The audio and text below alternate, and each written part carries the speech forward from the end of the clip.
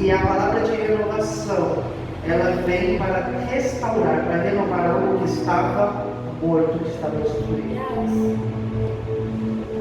O que há na sua vida que está morto, que está destruído?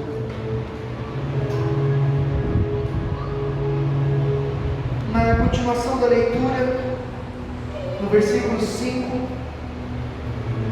e disse: Ah, Senhor, Deus dos céus, Deus grande e terrível, que guardas o conserto e a benignidade para com aqueles que te amam e guardam os teus mandamentos. Estejam, pois, atentos os teus ouvidos e os teus olhos abertos, para ouvires a oração do seu servo, que eu hoje faço perante ti, dia e noite, pelos filhos de Israel, teus servos, e faço confissão pelos pecados dos filhos de Israel, que pecamos contra ti, também eu e a casa de meu pai, pecamos, de todo nos corrompemos contra ti, e não guardamos os mandamentos, nem os estatutos, nem os juízos que ordenaste a Moisés, teu servo. Lembra-te, pois, da palavra que ordenaste a Moisés, teu servo, dizendo: Vós transgredireis, e eu vos espalharei entre os povos, e vós vos converteis a mim, e guardareis os meus mandamentos, e os fareis. Então, ainda que vossos rejeitados estejam no cabo do céu, de lá os ajuntarei, e os trarei ao lugar que tenho escolhido, para lhe fazer habitar meu nome. Aleluia. Aqui existe uma promessa do Pai. Se vocês pecarem, se vocês rejeitarem os meus mandamentos, se vocês descobrirem aquilo que eu tenho ordenado, eu os espalharei pela face da terra. Mas se você voltar o seu coração para Deus, se vocês voltarem a obedecer os meus mandamentos e se arrependerem, não importa onde estiver, eu os ajuntarei para a terra, onde vem prometido. Por que Deus permite que passemos por situações difíceis? Por que Deus permite os problemas nas nossas vidas? Primeira coisa que permite que tudo isso aconteça são os nossos pecados, são as nossas falhas. Quando nós desobedecemos, quando nós deixamos de guardar, quando nós deixamos de temer ao nosso Deus. E é interessante na história do povo de Israel que é sempre assim, né? Uma parabólica. Agora eles estão lá, está tudo bem, aí eles deixam de guardar os mandamentos. Aí eles são escravizados no Egito. Aí eles começam de novo a guardar e aí eles são libertos do Egito. Aí lá no deserto eles começam a murmurar e eles ficam 40 anos no deserto. Aí eles voltam-se para Deus, voltam-se aos mandamentos e Deus entrega a terra prometida. E não é assim só na história de Israel, é assim na nossa história também. Lembra da sua vida? Quantas vezes, né? Por mais que às vezes a gente não se desvie completamente, não faça loucuras no mundo, mas em algum momento você deixou de ter zelo pela palavra de Deus? Principalmente alguém eu conheço desde que a gente tinha 2, 3 anos, né? E a gente se conheceu dentro da igreja. E hoje, graças a Deus, estamos dentro da igreja, amém? Mas de lá até aqui, quantas vezes a gente não se distanciou da casa de Deus? Quanto tempo a gente não ficou sem vir, sem adorar de verdade? Às vezes a gente até frequenta a igreja, até vem, né? Senta no banco, escuta a palavra, até canta, mas não faz diferença nenhuma. Meu coração não está aqui. Será que os teus planos, os teus projetos, aquilo que frustrou na sua vida, foi por conta dos teus pecados, das tuas falhas?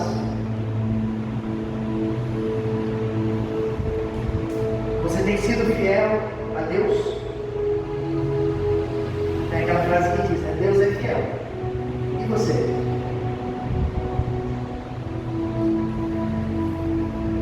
Eu quero fazer mais uma leitura na continuação, no capítulo 2, até o versículo 9. Essa palavra lá traz muita leitura, principalmente porque a história de Neemias, do jeitinho que ela está escrita na Bíblia, ela nos fala muitas coisas sobre muitas coisas. Ela é extremamente abrangente. Acompanha comigo na leitura. Sucedeu, pois, que no mês de Nissan, no 20º do rei Artaxerxes, que estava posto vinho diante dele, e tomei o vinho e dei ao rei, porém nunca antes estivera triste diante dele. Esse é um ponto muito forte dessa palavra. E o rei me disse: por que está triste o teu rosto? Pois não está doente. Não é isso senão tristeza de coração. Então eu temi muito, em grande maneira. Uma das características, quando a gente está fiel a Deus, quando a gente está aliado a Deus, quando a gente está firme na presença de Deus, é a nossa estabilidade. Inclusive a estabilidade emocional. E olha só que impressionante, Neemias vivia uma comunhão com Deus ao ponto de que nunca antes o rei havia visto ele triste. Tem alguém que você lembra assim, que você fala: putz, nunca vi essa pessoa triste, nunca vi essa pessoa batida, nunca ouvi fulano reclamando? O rei nunca tinha visto Neemias triste. E Neemias servia o vinho do rei. Ele servia ao rei diretamente. Então, era uma pessoa que o rei via todos os dias. E nunca antes o rei tinha visto Neemias triste. Às vezes a gente se deixa bater por muito pouco. Às vezes, por muito pouca coisa, a gente vira para Deus e fala: Deus, você me abandonou. Por muito pouco a gente fala: Deus, você não está sendo fiel. E a gente questiona Deus. E é nessas horas que a gente falha. E é nessas horas que a gente desiste. Na continuação, e disse ao rei: viva o rei para sempre. Como não estaria triste o meu rosto, estando a cidade, o lugar do sepulcro dos meus pais, assolada e tendo sido consumidas suas portas a fogo? E o rei me disse: que me pedes agora? Então orei ao Deus dos céus e disse ao rei: se é do agrado do rei, e se o teu servo é aceito em tua presença, peço-te que me envies ajudar a cidade dos sepulcros dos meus pais, para que eu a edifique. Então o rei me disse, estando a rainha sentada junto a ele: quanto durará a viagem, e quando voltarás? E aprove ao rei enviar-me, apontando-lhe eu um certo tempo. Disse mais ao rei: se ao rei parece bem, dê-se-me cartas para os governantes da além do rio, para que me deem passagem, até que eu chegue a Judá. Como também uma carta para Asaf, guarda do jardim do rei, para que me dê madeira, para cobrir as portas do pátio da casa, e para o muro da cidade, e para a casa que eu houver de entrar. E o rei mas deu, segundo a boa mão que deu sobre mim. Então vim aos governadores da além do rio, e deles as cartas do rei. E o rei tinha enviado comigo chefes dos exércitos e cavaleiros. Olha só, aí que vem o mistério de Deus. Neemias ficou triste. Por quê? Porque havia um motivo muito forte para que ele perdesse a estabilidade dele. E esse motivo era a morte da sua família, a destruição da sua casa. E quando o rei percebe isso, ele pergunta para Neemias por que ele está triste. Neemias conta. Olha o que Deus faz na oração do rei. O que você quer me pedir? Você já pensou que aí o prefeito da cidade, ou então o presidente do país, olhar para você e falar assim: o que você quer? Pede. Isso foi a mão de Deus tocando no coração do rei. E aí tudo o que Neemias foi pedindo, o rei foi concedendo. E mais, além de dar o que Neemias queria, ele ainda deu mais. E enviou uma tropa com os chefes do exército e os cavalheiros para estar acompanhando Neemias nessa missão. Ainda concedeu os recursos, liberou a floresta no jardim para que Neemias fosse lá e pegasse a madeira. Deus é maravilhoso. E a primeira parte que eu vou falar aqui sobre renovação tem a ver com essa fidelidade de Neemias para com Deus e Deus agindo sobre Neemias ali naquele momento específico. A Bíblia, em vários pontos, ela cita, eu quero citar alguns. Primeiramente, o Pai Nosso. Pai Nosso, que estás no céu, santificado seja o vosso nome, o pão nosso de cada dia nos dai hoje. Nós temos que pedir a renovação a Deus diariamente, a cada dia. Então você acorda num dia e você pede renovação, e no outro dia novamente, no outro dia novamente. E assim como diz o próprio Pai Nosso. E aí eu vou citar alguns outros exemplos do maná. Quando Deus mandava a porção do maná, você tinha que colher e você levava para sua casa e comia. E se você guardasse, ele apodrecia. Você não podia guardar. Você tinha que pegar o que você ia comer. Aí você levava para casa e comia e acabava. E no dia seguinte, Deus se manifestava novamente. E você tinha que fazer o quê? Sair para colher o maná novamente. Nós devemos buscar todos os dias a renovação em Cristo Jesus. Glória a Deus. Graças a Deus.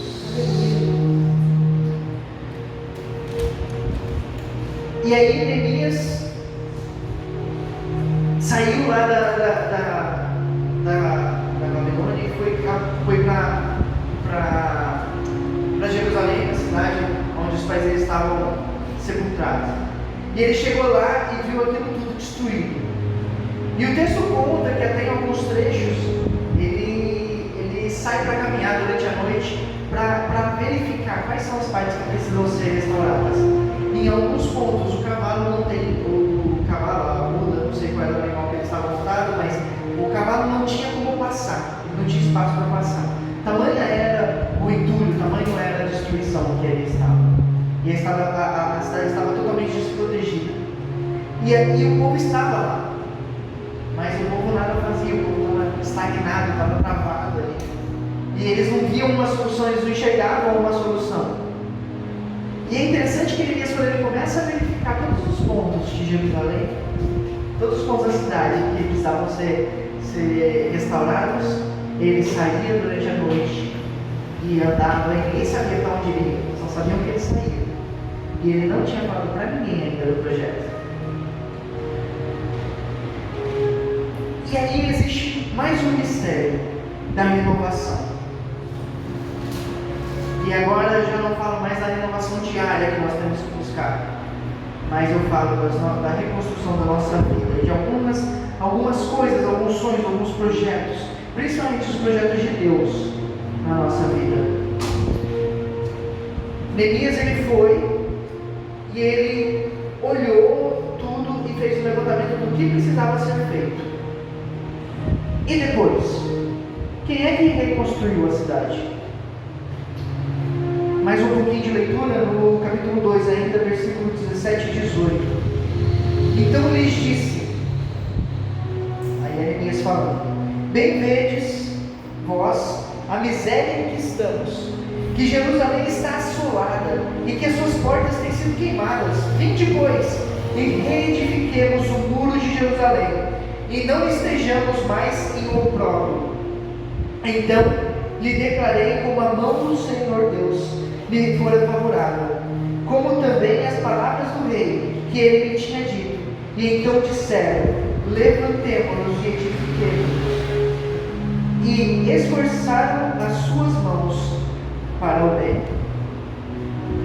Querido, a gente vem para a igreja todo domingo, às vezes no culto durante a semana, a gente escuta palavras, a gente até pode ler a Bíblia, e a gente continua falando: sim, nós estamos na pobreza, nós estamos com nossos planos destruídos, nossa casa destruída, nossa família com problemas. E todos os dias que a gente procura a palavra, todas as vezes que a gente vem ao culto, nós aprendemos algo, e nós ouvimos algo de Deus e Deus falando, você tem que mudar na sua vida, você tem que alterar, você tem que reconstruir. E olha que incrível, Neemias chegou e falou para o pessoal assim, eu vim para reconstruir a cidade. Quem vai me ajudar?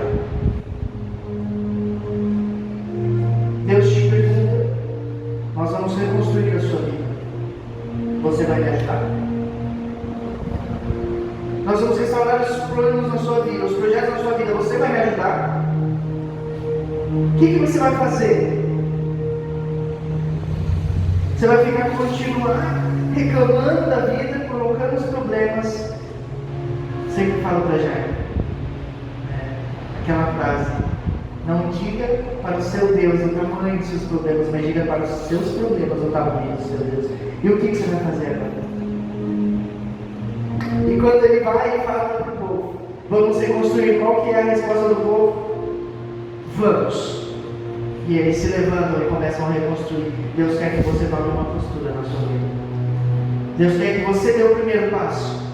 Deus quer que você se levante para ajudar a reconstruir os muros que estão destruídos na sua vida. Você crê que Ele pode alterar, que Ele possa reconstruir, que Ele possa renovar os teus planos, os teus projetos e os planos dele sobre a sua vida? Nós não sabemos, nós não conhecemos, mas a cada dia Ele se revela, Ele se faz presente, Ele muda, Ele faz obras através da nossa vida, mesmo que às vezes a gente nem perceba, mas Deus está agindo no meio de nós.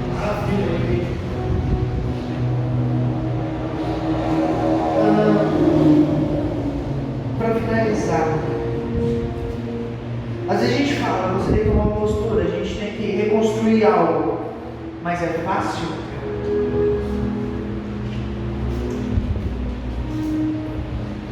Você acredita que aquele fogo que sai agora na sua casa vai parar de sair água? Mas é fácil? O versículo 19, no capítulo 2 ainda. Porque ouvindo Sanbalate, o Horonita, e Tobias, o servo amonita, e Gesem, o arábio, zombaram de nós e desprezaram-nos, e disseram: que isso que fazeis? Quereis rebelar-vos contra o rei? Então lhes respondi: o Deus dos céus é o que nos fará prosperar, e nós, servos, nos levantaremos e edificaremos, mas vós não tendes parte, nem justiça, nem memória em Jerusalém. Quando você se levantar, parece que tudo vai se levantar contra você ao mesmo tempo. Quando você se colocar na presença de Deus, parece que o diabo vai vir com tudo para cima de você. Quando você der o primeiro passo, parece que vai dar um caminho de espinhos para você pisar. Eu costumo dizer que eu gosto de ver quando o diabo se levanta. É muito bom quando o diabo se levanta. É estranho pensar assim, mas se o diabo se levantou contra você, é porque você fez alguma coisa certa. É porque você está fazendo alguma coisa certa. E eu quero finalizar essa curta palavra contando um pouquinho da minha história. Você já conhece bastante da minha história, principalmente alguns que viveram comigo essas histórias.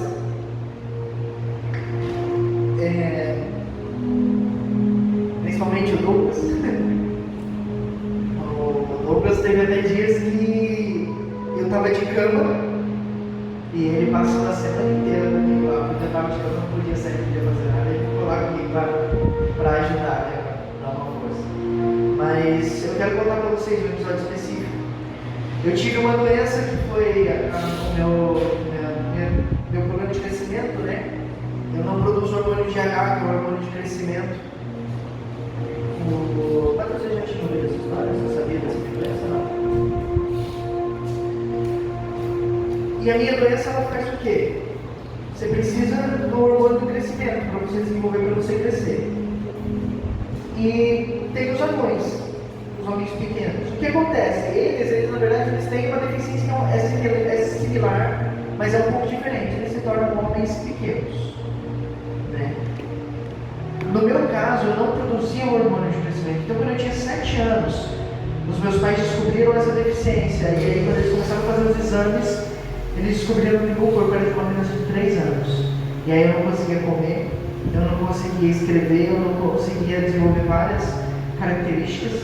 E um dos grandes problemas era a caixa craniana, a cabeça, ela depende do hormônio do crescimento para crescer. Então minha caixa craniana não crescia, mas o cérebro não depende do GH. Então o cérebro crescia e ele começava a forçar as paredes do cérebro, da caixa craniana para crescer. E isso gerava enxaquecas todos os dias. Então todos os dias eu tinha enxaquecas e todos os dias eu tinha dor nas pernas. Porque eu tinha uma rotina de uma criança de 7 anos com o corpo de uma criança de 3. E graças a Deus meus pais conseguiram, por meio de um médico que insistiu em alguns exames. É um médico, na verdade, ele era o supervisor da Santa Igreja Misericórdia de São Paulo. E ele vinha para cá uma vez por semana para fazer alguns procedimentos em Taubaté. E era extremamente raro quando ele vinha. E ele se dispôs a vir no fim de semana, e ele marcou o exame para mim no fim de semana, e ele veio, porque ninguém mais na cidade queria assumir o risco do exame que ele queria fazer. Então tinha que ser ele, que ele era o único que aceitou esse risco.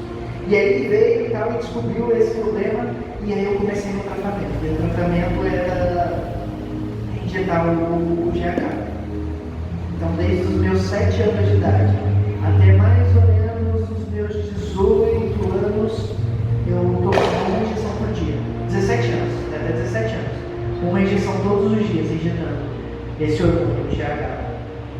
E aí vem exatamente o dia que eu quero compartilhar com vocês. Eu já não aguentava mais. Você pensa uma criança todo dia tomando uma injeção.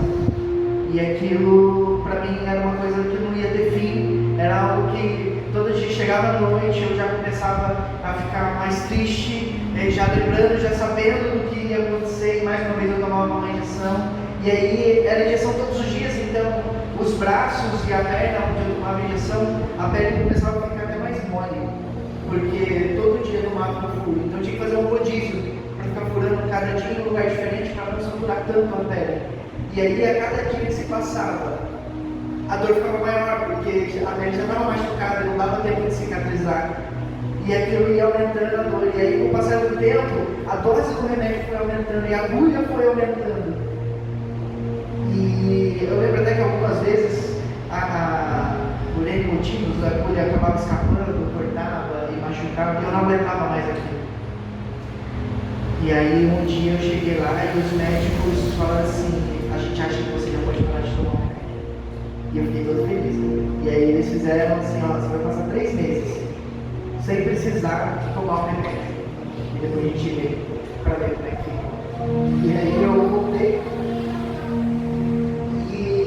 Eu lembro que foi no começo de abril, e quando eu cheguei eu falei para a doutora, né? Doutora, eu vim para buscar o meu presente de aniversário. E ela falou: qual é o presente? Eu falei assim: eu não vou mais precisar tomar remédio, porque Deus me curou. E aí ela pegou e falou: nossa, que legal, né? Que bonita a sua fé. E olha, seu aniversário esse mês, né? Então vamos ver para te dar esse presente. E aí ela pegou meu prontuário e começou a olhar. E aí, em determinado momento, ela virou para mim e falou assim: eu não vou poder te dar o seu presente.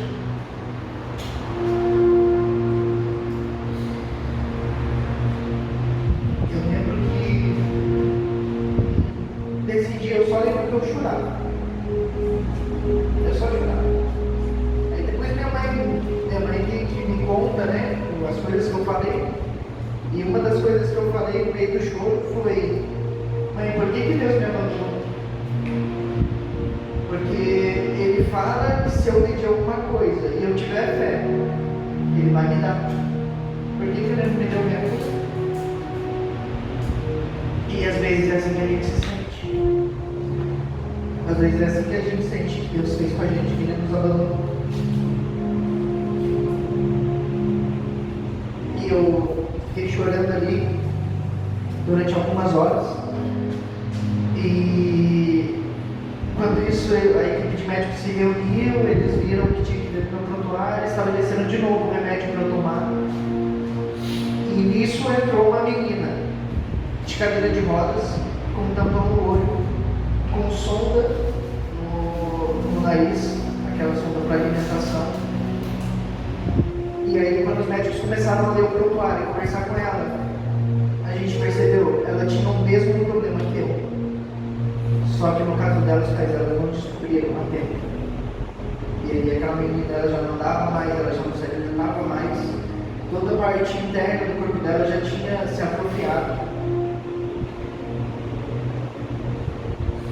Queridos, às vezes a gente acha que Deus esqueceu da gente. Não questione Ele. Apenas se entregue. Apenas coloca tudo na mão dele. Quem me vê hoje, imagina que eu tenho problema de crescimento. Quem me vê hoje, imagina. Na verdade, eu falo que o corpo que eu tenho hoje é um presente que Deus me deu através de uma doença. E naqueles dias a gente não entendia isso, mas a gente tinha uma rotina. Todo mês a gente ia para São Paulo. Eu passava no médico e a gente retirava o meu remédio. E a cada 3 meses a gente ia para Santa Casa de Misericórdia, passava lá o dia inteiro, porque a gente chegava às 7 horas da manhã. E quando a gente chegava já estava lotado. E aí as pessoas iam sendo atendidas durante o dia. E a gente acabava sendo, mesmo chegando às 7 horas da manhã, a gente acabava sendo atendido 3, 4 horas da tarde. E enquanto a gente ficava lá, a gente brincava com as crianças, né? Fazia alguma coisa e acabava fazendo amizade, conversando com as pessoas. E até hoje, vira e mexe, alguém aparece no Facebook da minha mãe, falando, eu lembro que você tinha um filho que tinha uma doença assim acessada, era você, e a minha mãe fala, era eu. Aquele dia vocês falaram de Jesus Cristo para mim. E hoje eu estou entrando em contato, quer dizer que eu estou me batizando. Deus faz grandes coisas através das nossas vidas, mas nós precisamos dar um passo. Nós precisamos dar o passo de estar aqui na casa dele. Nós precisamos dar o passo de cumprir aquilo que ele tem dito para nós. E nós precisamos tomar a decisão de agir conforme a vontade de Deus. Coloque-se em pé. Feche os teus olhos. Começa a lembrar, começa a pensar nos projetos, começa a pensar nas coisas que o diabo tirou de você, que a vida tirou de você. Começa a lembrar da tua família. Eu quero que você comece a visualizar aquilo que precisa ser resolvido na sua vida. Feche seus olhos e se sinta à vontade na presença de Deus, para que a gente possa colocar tudo isso nas mãos dele hoje. Porque hoje é dia de restauração, é dia de reconstrução, é dia de renovo sobre os projetos da sua vida. Se você tem um motivo específico para entregar para Deus, se você deseja uma cura especial em alguma área da sua vida, uma reconstrução, eu quero te pedir que você venha até aqui na frente. Este é o lugar para você entregar. Esse é o templo do Senhor, a casa do seu Pai, para você entregar aquilo que você precisa reconstruir na sua vida. Eu vou começar a orar e você, sentindo vontade, você pode vir até aqui para receber uma oração específica. Ó Pai amado, Cristo querido, muito obrigado porque mais uma vez o Senhor nos permite estar na tua casa. Muito obrigado porque mais uma vez o Senhor nos permite estar aqui adorando e bendizendo o teu maravilhoso nome. Aleluia. Ó Pai, tu conheces o meu coração, ó Pai, tu sabes dos meus medos, ó Deus, tu sabes dos meus anseios, tu sabes, ó Pai, tudo aquilo que me foi tirado, tudo aquilo que está destruído aqui dentro, Deus. Você sabe de cada doença, você sabe de cada familiar, ó Pai, com problemas, você sabe, ó Deus, da situação da minha casa, você sabe, ó Pai, tudo da minha vida, ó Deus, em nome de Cristo Jesus, eu quero te entregar isso nesta hora, ó Pai, em nome de Cristo Jesus, nós te entregamos cada situação das nossas vidas, ó Pai. Vem, ó Pai, vem sobre nós, ó Pai, e cura, e traz renovo, e traz restauração, ó Pai, e enche-nos com a tua unção, com a tua glória, ó Pai, em nome de Cristo Jesus. Transforma-nos, ó Pai, transforma-nos. Ó Deus, em nome de Jesus, eu entrego tudo na minha vida, eu entrego a minha família, eu entrego a minha casa, eu entrego o meu trabalho, eu entrego meus estudos, eu entrego, ó Pai, tudo em tuas mãos. E eu aceito me levantar para reconstruir a minha casa, eu aceito levantar para reconstruir a minha família, eu aceito levantar para gerar transformação lá no meu local de trabalho, para gerar transformação a todos aqueles que estão ao meu redor. Usa-me, papai. Cura-me, papai. Cura minha família. Cura minha casa. Que haja transformação. Aleluia.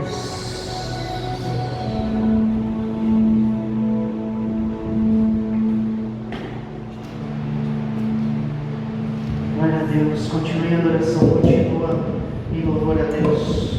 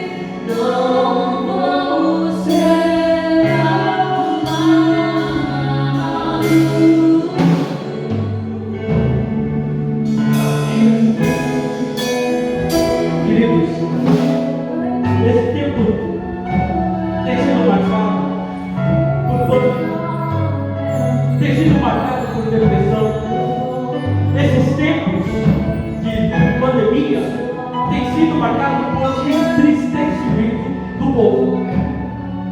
E nós somos um povo que acreditamos em Deus. E Ele concede sobre nós alegria. E nós sabemos que a alegria do Senhor é a nossa força. Por isso, neste momento, entregue a tua tristeza, entregue a tua ansiedade, entregue aquilo que está te deixando capaz e peça para Deus: Deus, transforma a minha